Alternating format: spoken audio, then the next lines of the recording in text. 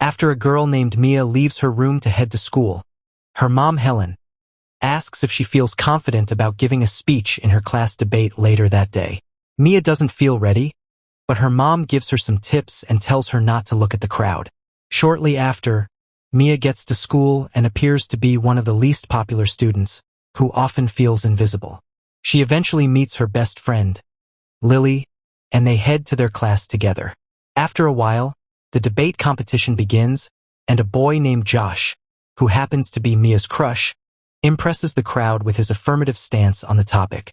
Before Mia is called on stage, she starts doubting herself, but Lily encourages her. Almost immediately, the teacher, Mr. O'Connell, calls Mia to oppose the topic. As Mia climbs the stage, she gets nervous and hears Josh's girlfriend, Lana, insulting her hair. Unfortunately, Mia can't bring herself to say anything, and she suddenly feels the urge to vomit. She then runs out of the class while everyone laughs at her. Later that day, Mia goes to the rock gym where she works. Helen visits her there and says that she heard how the debate went. Mia says she doesn't want to remember what happened, but Helen mentions that she'll speak to Mr. O'Connell to straighten things out with him. Mia says she's not sure she'll ever be good at public speaking, and that she might eventually be a mime. Just then, Helen mentions that Mia's grandmother, Clarice, called her recently. Mia sounds surprised, and Helen reminds her that Clarice lives in a country called Genovia. Mia looks confused because Clarice has never called before, and she asks what her grandmother wants. Helen says that Clarice is in town, and she wants to have tea with her granddaughter.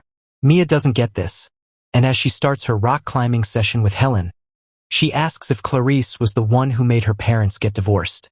Mia still wonders why she has to go and see a woman who barely calls them, but Helen encourages her to go because Clarice is her dad's mom.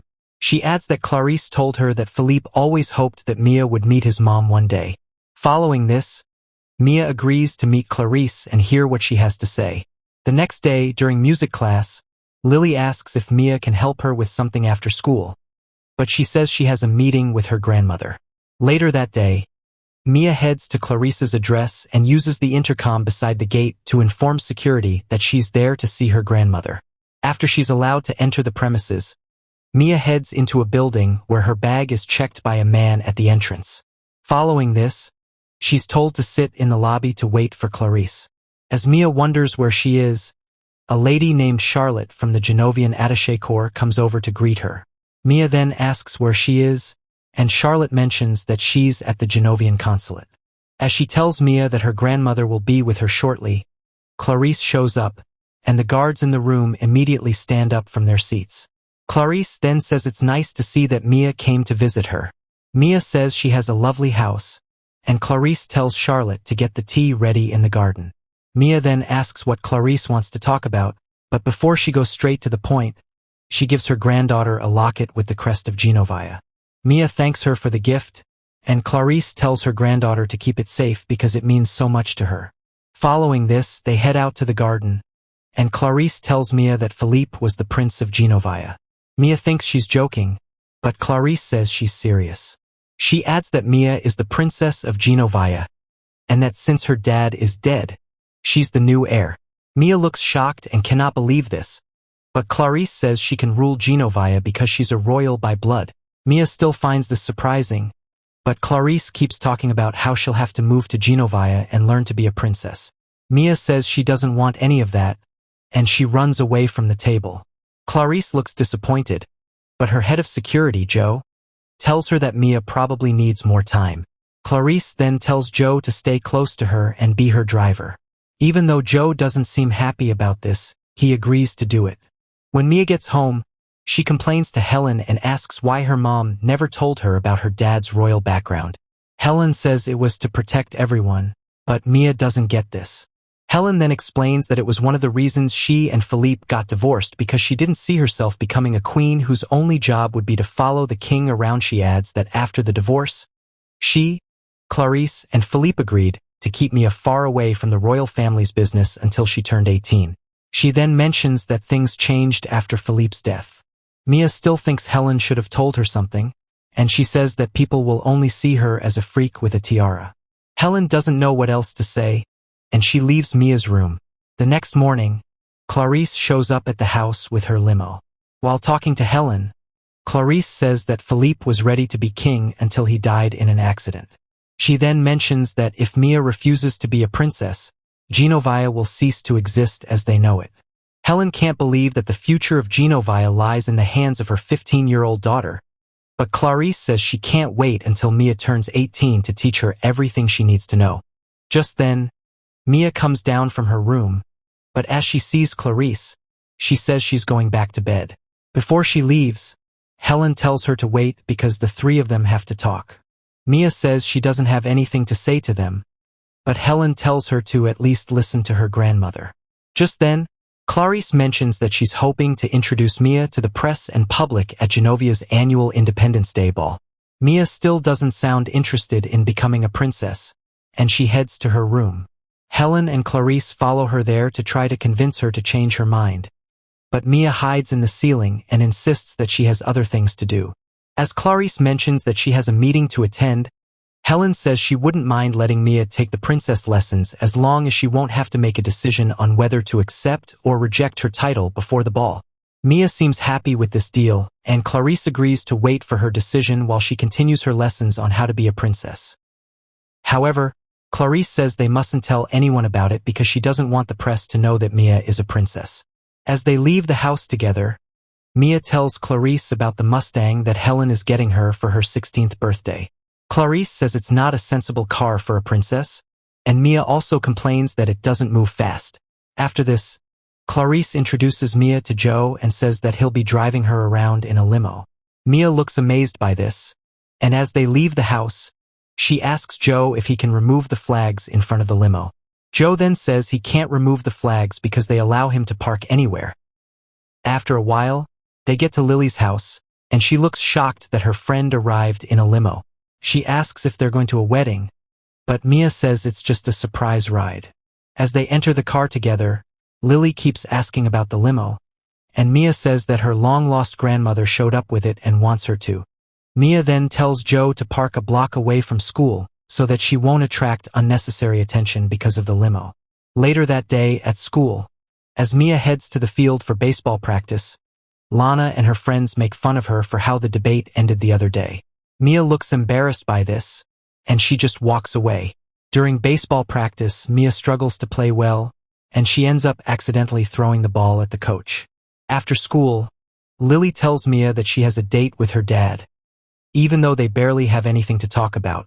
Mia says that at least Lily still has a dad who is alive, and her friend asks if she still hasn't gotten over Philippe. Mia says he's her dad, but Lily believes he wasn't there for her friend. She adds that all he ever did was send her presents and birthday cards for 15 years without ever showing up to see her. Mia says the presents were nice, and that Philippe also paid for her school tuition. They eventually stop talking about their dads, and Mia says she has to go and see Lily's brother, Michael, about her Mustang. Shortly after, Mia gets to a mechanic workshop where Michael is practicing with his band. Mia then goes to meet the owner of the workshop, Dr. Motors, to ask about her Mustang. Dr. Motors says it will cost Mia $400 to get the Mustang fixed, and she looks shocked. Michael then mentions that he can do some free labor to get the cost reduced. Mia thanks him for this, but she says he doesn't have to worry because she'll tell her grandmother about the cost. After she leaves, Dr. Motors makes fun of Michael for offering to work for free because he has a crush on Mia. The next day, Mia starts going to the Genovian consulate for her princess lessons. Despite her busy schedule, Clarice spares some time to teach Mia how to walk and sit like a princess. Mia then tells Joe to park a block away from school so that she won't attract unnecessary attention because of the limo. Later that day at school, as Mia heads to the field for baseball practice, Lana and her friends make fun of her for how the debate ended the other day. Mia looks embarrassed by this, and she just walks away. During baseball practice, Mia struggles to play well, and she ends up accidentally throwing the ball at the coach. After school, Lily tells Mia that she has a date with her dad, even though they barely have anything to talk about. Mia says that at least Lily still has a dad who is alive, and her friend asks if she still hasn't gotten over Philippe. Mia says he's her dad, but Lily believes he wasn't there for her friend. She adds that all he ever did was send her presents and birthday cards for 15 years without ever showing up to see her. Mia says the presents were nice, and that Philippe also paid for her school tuition. They eventually stop talking about their dads, and Mia says she has to go and see Lily's brother, Michael, about her Mustang. Shortly after, Mia gets to a mechanic workshop where Michael is practicing with his band. Mia then goes to meet the owner of the workshop, Dr. Motors, to ask about her Mustang. Dr. Motors says it will cost Mia $400 to get the Mustang fixed, and she looks shocked. Michael then mentions that he can do some free labor to get the cost reduced. Mia thanks him for this, but she says he doesn't have to worry because she'll tell her grandmother about the cost. After she leaves, Dr. Motors makes fun of Michael for offering to work for free because he has a crush on Mia. The next day, Mia starts going to the Genovian consulate for her princess lessons. Despite her busy schedule, Clarice spares some time to teach Mia how to walk and sit like a princess. Joe also teaches her how to dance, and Mia starts spending less time with Lily, who starts wondering why she always has to visit her grandmother every day. Much later, Clarice hires a hairstylist named Paolo to give Mia a makeover. After he's through, Mia looks very different, and Paolo looks proud of his work. Clarice also admires Mia and says that her granddaughter looks much better. The next day, Mia's limo arrives at Lily's house, and Michael decides to join the girls on their ride to school. As he opens the door, he sees Mia and looks amazed. Lily also sees her friend but reacts differently from her brother. As she asks who destroyed her friend, Mia asks if it's that bad, and Lily says she looks ridiculous. Michael still thinks Mia looks attractive, and as they enter the car, Lily sees Mia's expensive bag and criticizes her for owning something so pricey when the money could be used for better things. Mia feels sad about this, and as she sheds a tear, Joe sees this through the rearview mirror. After Joe drops them off, he tells Mia that he saw when she cried in the car. Mia says she's fine, but Joe mentions that no one can make her feel inferior without her consent. As Mia walks to school, she puts on a hat to cover her hair, and Lily complains about this again. Mia then tells Lily that just because her hair looks bad doesn't mean she has to insult hers. Michael likes this, but as Lily complains about how he's always supporting Mia, he walks away. Lily then confronts Mia about what she said. Mia says she's just tired of Lily scolding her since she already gets enough of it from her mom and grandmother. Lily says she knows that Mia is hiding something, and that she doesn't think they're friends anymore. As she says she'll throw their friendship charm away, Mia stops her and confesses that she's a princess. Joe finds this confusing, but he realizes that Mia lied to Clarice because she wants to run away from the city. Meanwhile, as Mia keeps getting ready to leave, she sees the letter on the floor and realizes that it's from her dad. In the letter, Philippe tells Mia to always be courageous and brave instead of being too cautious. He also mentions that he loved Helen very much and still thinks of her often. Mia feels touched by the letter, and she goes outside to drive her Mustang to the ball in the rain. Elsewhere, Michael receives a pizza sent by Mia, who uses it as a way to apologize to him for what she did.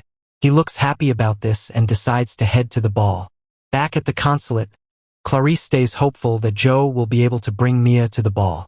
She, however, mentions that if they don't arrive in a few minutes, she'll make the announcement to the press herself. Interestingly, Siegfried and his wife are already around, and the Baron looks ready to take control of Genovia after Mia renounces her title. Elsewhere, Joe gets to the house and sees that Mia is gone. He then asks her neighbor where she went, and he points Joe in the right direction.